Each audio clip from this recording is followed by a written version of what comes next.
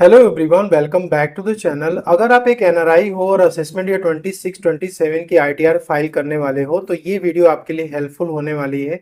एक पर्सन को टैक्स कितना पे करना है, कौन सा आईटीआर फॉर्म फाइल करना है, ये इस बात पे डिपेंड करता है कि आपका उस पर्टिकुलर ईयर में रेजिडेंशियल स्टेटस क्या है। लेट से कि असेसमेंट ईयर 26-27 की आप आईटीआर फाइल करने जा रहे हो तो फाइनेंशियल ईयर 25-26 में आपकी रेजिडेंशियल स्टेटस क्या थे, तो आप एनआरआई कब कहलाते हो। इसके लिए यहाँ पे दो कंडीशंस होते हैं। पहला तो ये है कि आप इंडिया में विजिट करने के लिए आए 25-26 फाइनेंशियल ईयर में और यहाँ पे आपने लेस देन 182 डेज सिर्फ स्पेंड किया तो आप एनआरआई कहलाओ।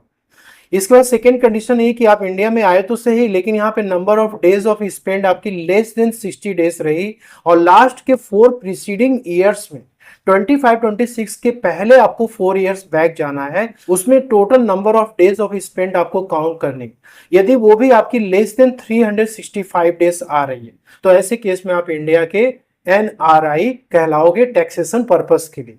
अब आप एक एनआरआई हो तो आपको आईटीआर कब फाइल करना है, कब फाइल नहीं करना है, ये इंपॉर्टेंट है।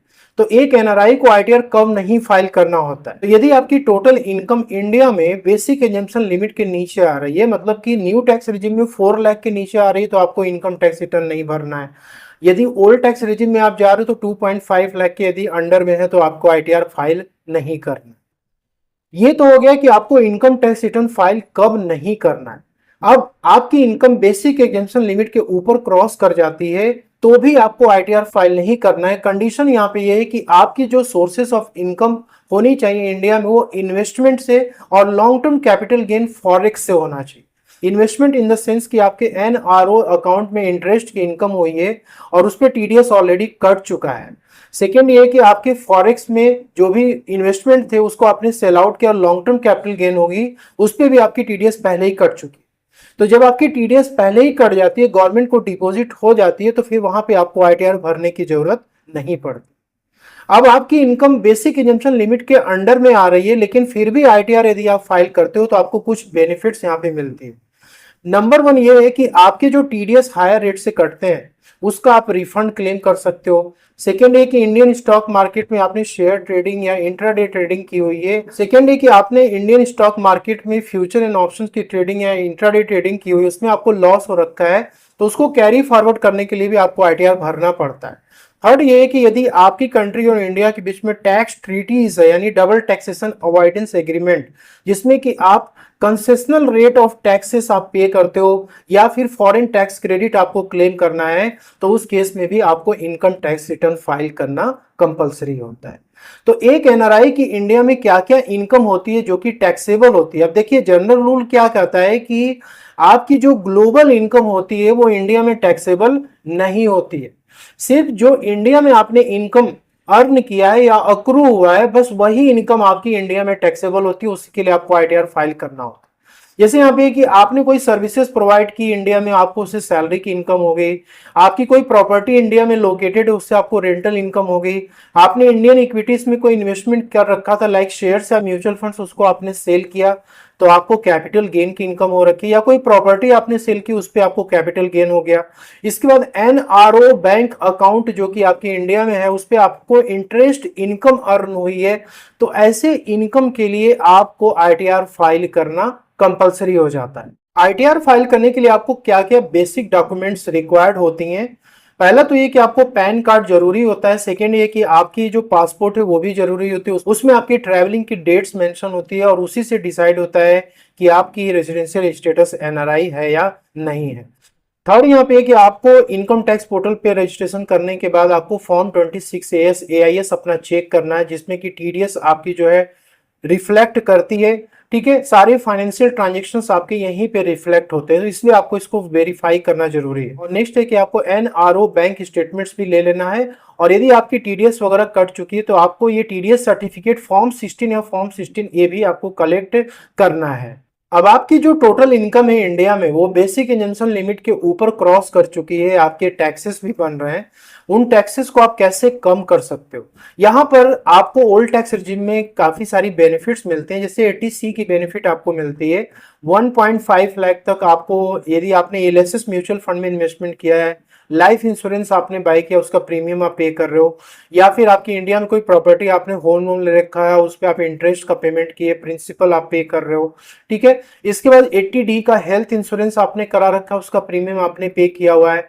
और थर्ड यहाँ पे होता है DTAA की रिलीफ, डबल टैक्सेशन अवॉइडेंस की रिलीफ। अब डबल टैक्सेशन अवॉइडेंस को समझने के लिए हम एक एग्जांपल लेंगे जिसमें कि आपको TRC यानी कि टैक्स रेजिडेंसी सर्टिफिकेट उस पर्टिकुलर कंट्री से आपको लेना पड़ता है जहां पर कि आपकी ग्लोबल टैक्स इनकम जो है काउंट होती है, उस पर आपको टैक्सेस उस पर्टिकुलर कंट्री में पे करना होता है।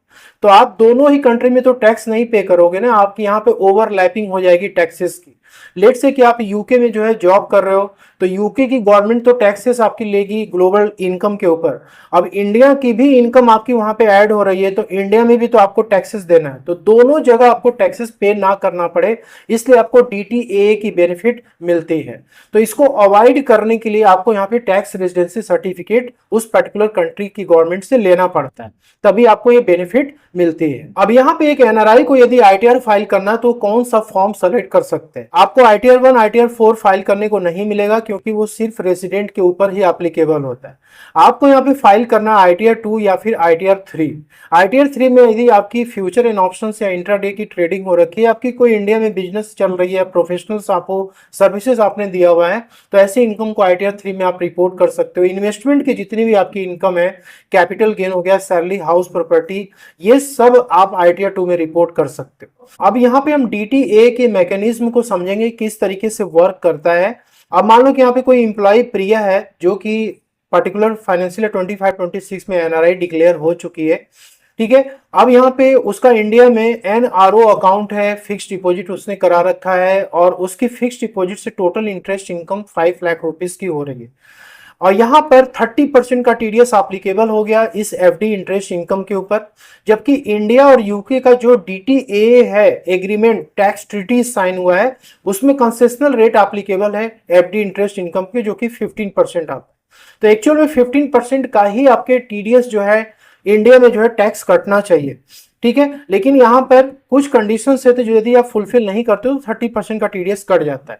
अब यूके की यदि बात करें तो आप 20% के स्लैब रेट में यहाँ पे आते हो आपकी। तो फर्स्ट ये कि यदि आप विदाउट TRC जा रहे हो, मतलब टैक्स रेजिडेंसी सर्टिफिकेट आपने लिया ही नहीं उस पर्टिकुलर कंट्री से, ऐसे केस में क्या होगा कि आपका जो बैंक होगा ना वो FD इंटरेस्ट पे 30% का वो टैक्स पहले ही काट देगा, ठीक है।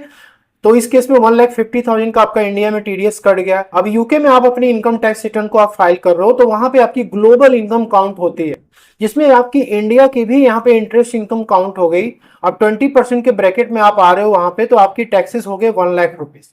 अब यहाँ पे क्या हो रहा है पता है, टैक्स की ओवरलैपिंग हो रही है। आप इंडिया में भी 1,50,000 पे किए और उसके बाद यूके में भी उसी पर्टिकुलर इनकम पे आप 20% पे कर दिए, यहाँ पे 2,50,000 का टैक्सेस आपने पे कर दिया, क्योंकि यहाँ पर डबल टैक्सेशन की जो रिलीफ है आपको नहीं मिल पाती। क्यों? क्योंकि आपने TRC सर्टिफिकेट नहीं लिया हुआ। अब मान लो कि आपने यहाँ पे TRC सर्टिफिकेट लिया और DTA की आप बेनिफिट क्लेम करने जा रहे हो, यहाँ पर आपने क्या किया, एक तो यूके से आपने TRC सर्टिफिकेट लिया और फॉर्म 10F आपने फिलअप करके इंडियन बैंक को आपने सबमिट कर दिया। अब इंडियन बैंक को जब फॉर्म 10F मिलता है और साथ में TRC सर्टिफिकेट मिलता है तो उस केस में वो 30% का टैक्स एप्लीकेबल नहीं करता है। ऐसे केस में 15% का जो DTA वाला रेट है वो एप्लीकेबल हो जाता है। तो यहाँ पे 75,000 का टैक्सेस आपको ऑलरेडी इंडिया में डिपॉजिट हो चुका है। अब आपको DTA की बेनिफिट यहाँ पे मिलती है। अब जब आप यूके में अपनी इनकम टैक्स रिटर्न में डिक्लेयर करोगे इस 1 लाख रुपीस की इंटरेस्ट इनकम को, तो ऐसे केस में आपके जो टैक्सेस आएंगे वो 1 लाख रुपीस के आएंगे। लेकिन सिंस कि आपने इंडिया में 75,000 ऑलरेडी पे कर दिया है तो आपको इसकी बेनिफिट मिल जाएगी और आपको सिर्फ 25,000 रुपीस ही यूके में पे करना पड़ेगा। तो दोस्तों ये होता है TRC सर्टिफिकेट लेने का फायदा जो कि एक NRI के केस में एप्लीकेबल होता है। इनकम टैक्स पोर्टल पे आपको अपनी रजिस्ट्रेशन कर लेनी है। यहाँ पे कुछ चेंजेस होते हैं जो आपको करने पड़ते हैं। पहले तो यहाँ माई प्रोफाइल सेक्शन में आप आओगे तो यहाँ पर आपको अपना ये बेसिक डिटेल्स में और यहाँ पे आपको सिटीजनशिप डिक्लेयर करनी होती है। इसका पासपोर्ट नंबर के लिए आपको यस नो सेलेक्ट करना होता है, पासपोर्ट नंबर यहाँ पे एंटर करना होता है। रेजिडेंशियल स्टेटस आपकी यहाँ पे NRI शो करनी चाहिए। यदि आप जो है पर्टिकुलर ईयर में आप एनआरआई डिक्लेयर हो चुके हो। इसके बाद यहाँ पे बैंक अकाउंट सेक्शन में आपको आना है और यहाँ पे आपको बैंक अकाउंट अपना ऐड करना है। तो ऐड बैंक पे जाकर के अपनी ऐड डिटेल्स को आप ऐड कर सकते हो। अब यहाँ पे नॉर्मली जो एनआरओ अकाउंट आपका है उसको आपको ऐड करना होगा। यदि आपकी रेजिडेंशियल स्टेटस एनआरआई डिक्लेयर हो चुकी है फाइनेंशियल 25-26 में, तो आपकी जो नॉर्मल जो सेविंग अकाउंट है इंडिया में उसको आपको एनआरओ अकाउंट में कन्वर्ट कराना जरूरी है। यदि आप एनआरओ में कन्वर्ट नहीं करते हो तो वो फेमा की गाइडलाइंस का वो वायलेशन होता है। ऐसे केस में पेनाल्टीज इसमें हैवी लग जाती हैं। तो इनकम टैक्स रिटर्न जब आप फाइल करने जा रहे हो तो आपकी जो नॉर्मल प्रोसेस होती है, मैं समझता हूँ कि आपको ये चीजें आती होंगी। E file income tax return, file income tax return पे आप क्लिक करते हो। असेसमेंट डेट 26-27 आपको यहाँ पे सेलेक्ट करना होता है। ऑनलाइन आपको सेलेक्ट करना है, कंटिन्यू पे आपको क्लिक करना है। यहाँ पे आपको प्रोसीड पे क्लिक करना है। इसके बाद आपको यहाँ पे ITR 2 सेलेक्ट करना है, proceed with ITR 2, okay, let's get started. इसके बाद आपको यहाँ पे अदर्स पे क्लिक करना है, कंटिन्यू पे आपको क्लिक करना है। यहाँ पे देखिए आपको कुछ शेड्यूल्स होते हैं जो सेलेक्ट करने होते हैं। अब इसे पार्ट ए जनरल तो मैंडेटरी होता है। इसके बाद आपको इनकम शेड्यूल्स में आना है। यदि आपकी सैलरी की इनकम हुई है इंडिया में तो आप इसको सेलेक्ट कर सकते हो। हाउस प्रॉपर्टी की इनकम हुई है या फिर कैपिटल गेन, ठीक है, तो आपको ये सेलेक्ट कर देना होगा। लॉन्ग टर्म कैपिटल गेन आपको सेलेक्ट करना है, ठीक है। यदि आपने क्रिप्टो मार्केट में कुछ भी ट्रांजेक्शन किया तो कुछ शेड्यूल्स वीडीए पे सिलेक्शन करना होगा। यहाँ पे जो शेड्यूल अदर सोर्सेज है इसमें आपकी जो भी डिविडेंड की इनकम है, इंटरेस्ट है, ये सब इसमें आपकी काउंट होती है, तो ये भी आपकी मैंडेटरी होती है। और यहाँ पे जो शेड्यूल SI है, स्पेशल रेट, ये आपका सेलेक्टेड होना चाहिए, ठीक है। और एग्जेम्प्टेड इनकम एप्लीकेबल नहीं है, PTI आप छोड़ दो। इसके बाद शेड्यूल FSI ये आपके ऊपर एप्लीकेबल नहीं है। इनकेस यदि कोई रेजिडेंट है वो फॉरेन सोर्सेज से इनकम अर्न करना तो उस केस में ये शेड्यूल FSI और शेड्यूल TR भी आपके ऊपर एप्लीकेबल नहीं है, ठीक है। तो यहाँ पे आपको सिंपली कंटिन्यू पे क्लिक करना है। तो यहाँ पे जो भी बेसिक चीजें हैं ये आपको पता होंगी। जनरल इंफॉर्मेशन में आप जनरली जाते हैं तो यहाँ पर आपको कुछ चीजें हैं जो चेंज हो चुकी हैं। कॉन्टेक्ट में आपको यहाँ पे सेकेंडरी एड्रेस कंफर्म करना कंपलसरी है, तो यहाँ पर आप एडिट पे जाके सेकेंडरी एड्रेस अपना कंफर्म कर लीजिएगा। और यहाँ पे देखिए फाइलिंग स्टेटस में आपको ध्यान रखना है कि 139 आपको सेलेक्ट करना है। और यहाँ पे आप अपनी ITR को ओल्ड टैक्स रिजिम में फाइल कर रहे हो तो आपको यस पे सेलेक्ट करना, न्यू टैक्स रिजिम में आप फाइल कर रहे हो तो नो पे सेलेक्ट करना। और इसके बाद आपको यहाँ पे देखो रेजिडेंशियल स्टेटस अपना सेलेक्ट करना। अब इनकम टैक्स पोर्टल पे आपने अपनी सारी प्रोफाइल अपडेट कर रखी है तो बाय डिफॉल्ट एक NRI शो करता है, लेकिन आप यहाँ पे चेंज भी कर सकते हो, resident but not ordinary resident. तो यदि आप नॉन रेजिडेंट हो तो आपको यहाँ पर सेलेक्ट करना हो you are a non resident during the previous year, ठीक है। और यहाँ पर आपको ज्यूरिसडिक्शन ऑफ रेजिडेंस यहाँ से सेलेक्ट करना पड़ेगा कि किस पर्टिकुलर कंट्री में आपकी ज्यूरिसडिक्शन आती है। और यहाँ पे आपको tax payer identification number inter करना है। तो जिस पर्टिकुलर कंट्री में आप जॉब कर रहे हो वहाँ की गवर्नमेंट आपको एक फॉरेन आइडेंटिफिकेशन नंबर देती है, वो आप यहाँ पे इंटर कर सकते हो। यदि आपके पास कोई भी इस तरीके का नंबर नहीं है तो आप यहाँ पे अपना पासपोर्ट नंबर भी इंटर कर सकते हो, ठीक है। यहाँ पे डिटेल्स आप इंटर करने के बाद फिर आपको यहाँ पर ये सारी जितनी भी आपको यस नो दिख रहा है इसमें सब पे आपको नो पे क्लिक करते चले जाना है। आपकी बैंक डिटेल्स यहाँ पे वेरीफाइड होनी चाहिए, प्री वैलिडेटेड होनी चाहिए, देन आपको कंफर्म पे क्लिक करना है। इसके बाद आपको सैलरी की इनकम यहाँ पे रिपोर्ट करनी है, हाउस प्रॉपर्टी की इनकम रिपोर्ट करनी है, अदर सोर्सेज की इनकम है। तो जिसमें आपकी इनकम फॉल कर रही है आप सिंपली इस पर क्लिक करते जाओगे, अपना शेड्यूल्स आप अपडेट करते चले जाओगे। ये सारी शेड्यूल्स आपकी अपडेट हो जाएगी तो उसके बाद प्रोसीड टू वेरिफिकेशन आपको करना है, वैलिडेशन करना है। इसके बाद अपनी ITR आपको फाइल करनी है। होप कि आपको ये वीडियो पसंद अच्छी लगी तो लाइक शेयर जरूर करें। मिलते हैं next video. Thank you so much bro.